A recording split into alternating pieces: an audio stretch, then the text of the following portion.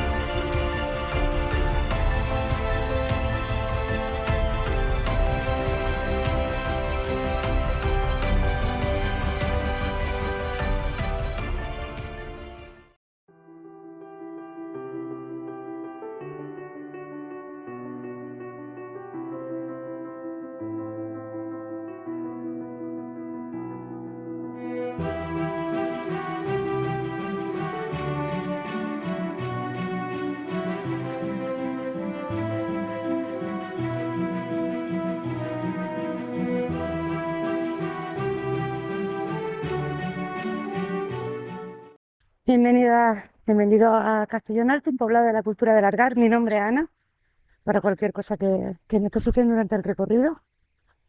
Bueno, pues este poblado está datado entre el 1900 y 1600 a.C.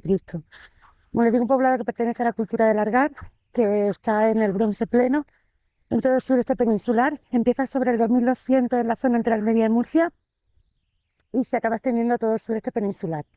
Finalmente acaba ocupando pues Murcia, Almería, unas 3/4 partes de Granada y un poquito de lo que es la parte de Jaén hasta el sur de Alicante.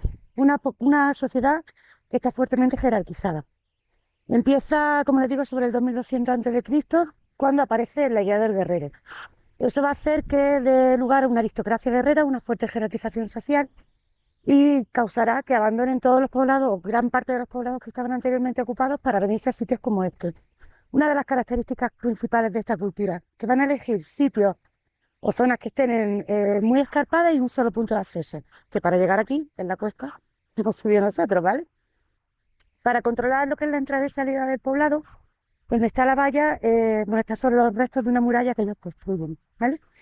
Es una sociedad, como les digo, fuertemente jerarquizada, que, bueno, va a basar su economía principalmente en la agricultura y en la ganadería, a pesar de que hablemos de la idea del guerrero. Lo que pasa es que uno de los rasgos principales de esta cultura es el ritual de enterramiento, porque vamos a pasar de esos grandes dólmenes que teníamos anteriormente en la cultura de los millares, a ahora cada vez que alguien muere, siempre los enterramientos los van a hacer dentro de sus propias viviendas, van a poner el cuerpo en posición fetal y le van a poner un ajuar funerario.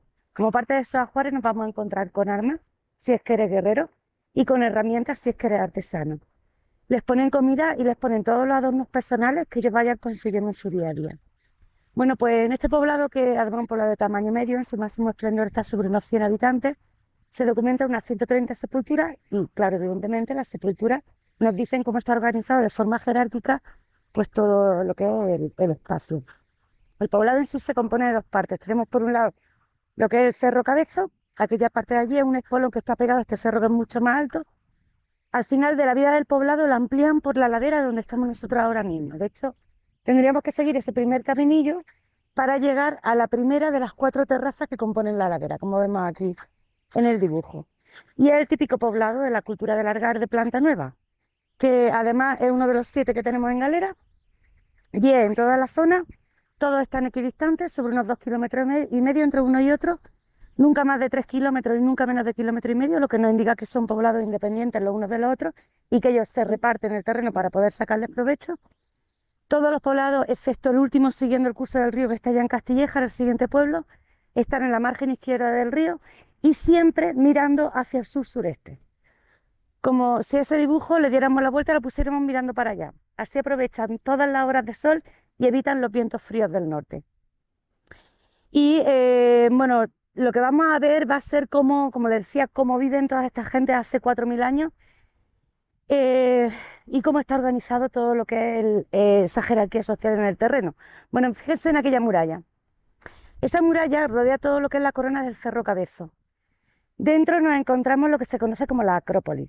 Dentro de los muros de la Acrópolis se documentan 9 sepulturas, van a tener armas, todos van a tener adornos personales de bronce y de plata, y los restos óseos nos dicen que están mucho mejor alimentados a base de proteína animal que los del resto del poblado. Por tanto, son la clase dominante, que tienen el apoyo de la gente que vive en esta terraza de abajo. Todos ellos componen la élite. Bueno, pues esta élite tiene acceso a todos los bienes de prestigio social, que los principales en este momento van a ser el metal, la carne y el agua, y no tienen que trabajar para poder conseguirlo. En las terrazas intermedias, en estas de aquí, tenemos a los artesanos. La artesanía ya nos viene desde lo que es la especialización en la artesanía, nos viene ya de la cultura de los millares, del momento anterior. Podríamos decir, por tanto, que son como una clase media, que pueden acceder a todos los bienes de prestigio social, pero siempre va a ser a través de su trabajo. Mientras que abajo, pues hasta el año 2002 decíamos que vivían los siervos no serían esclavos, pero casi. Pero como todos han visto el museo, han visto la momia, han visto que tiene uno de los 3 ajuares más ricos de todo el poblado. Cuando apareció en el año 2002 nos rompe todas las estructuras sociales que teníamos hasta ese momento. Ya no podemos decir que abajo estuvieran los siervos, sino que parece ser, perdón, que sería como una extensión de las terrazas intermedias.